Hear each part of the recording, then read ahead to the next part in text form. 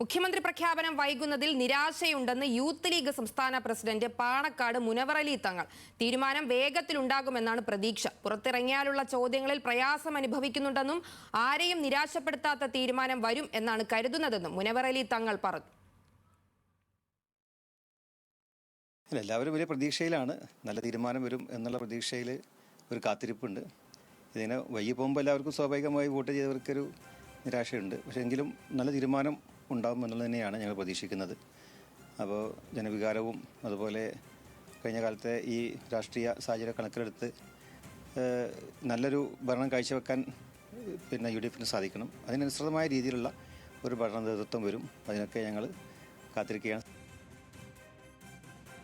ശാന്തകുമാർ ചേരുന്നുണ്ട്. ശാന്തകുമാർ, മുഖ്യമന്ത്രി പ്രഖ്യാപനം വൈകുന്നതിൽ മുസ്ലിം ലീഗ് മുൻപ് തന്നെ പരസ്യമായി അവരുടെ അതൃപ്തി വ്യക്തമാക്കിയിരുന്നു. ഇപ്പോൾ മുസ്ലിം ലീഗും യൂത്ത് ലീഗും രംഗത്തെത്തിയിരിക്കുകയാണ്. എന്തൊക്കെയാണ് അവരുടെ വിശദീകരണം?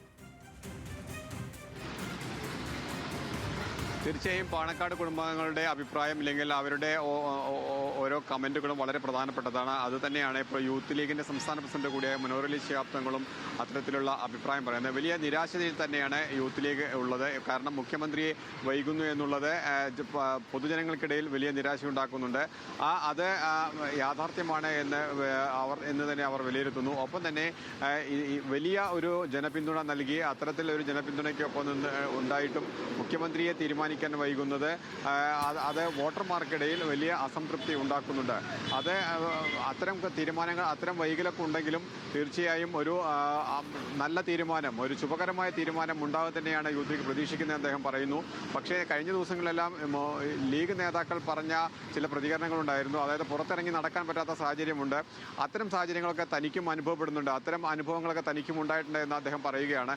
അപ്പോൾ യൂത്ത് ലീഗിനും ഇത്തരത്തിലുള്ള അഭിപ്രായത്തിൽ തന്നെയാണ് യൂത്ത് ലീഗും പോകുന്നത്. അതായത് ഇങ്ങനെ ഒരു മുഖ്യമന്ത്രിയെ വൈകുന്നു, മുഖ്യമന്ത്രി സ്ഥാനത്തേക്ക് ഒരാളെ നിശ്ചയിക്കുന്നതിൽ വളരെയധികം വൈകുന്നു എന്നുള്ളത് ജനങ്ങൾക്കിടയിൽ ഉണ്ടാകുന്ന അഭിപ്രായ ഭിന്നത പോലെ തന്നെയാണ് ഇപ്പോൾ യൂത്ത് ലീഗും അത്തരത്തിലുള്ള അഭിപ്രായത്തിലേക്ക് എത്തിയിരിക്കുന്നത്. ഇതിങ്ങനെ നീണ്ടുപോകേണ്ടത് ഒന്നല്ല എന്നുള്ള നിലപാടിൽ തന്നെയാണ് യൂത്ത് ലീഗും ഉള്ളത്. അത് പൊതുജനങ്ങളെ ആകെ, വോട്ടർമാരെ ആകെ, ഇല്ലെങ്കിൽ UDF പ്രവർത്തകരെ ആകെ അവർക്ക് വലിയ അലോസരമുണ്ടാക്കുന്ന ഒരു രീതിയിലേക്ക് എത്തുന്നു എന്നുള്ളത് തന്നെയാണ് യൂത്ത് ലീഗും പറയുന്നത്.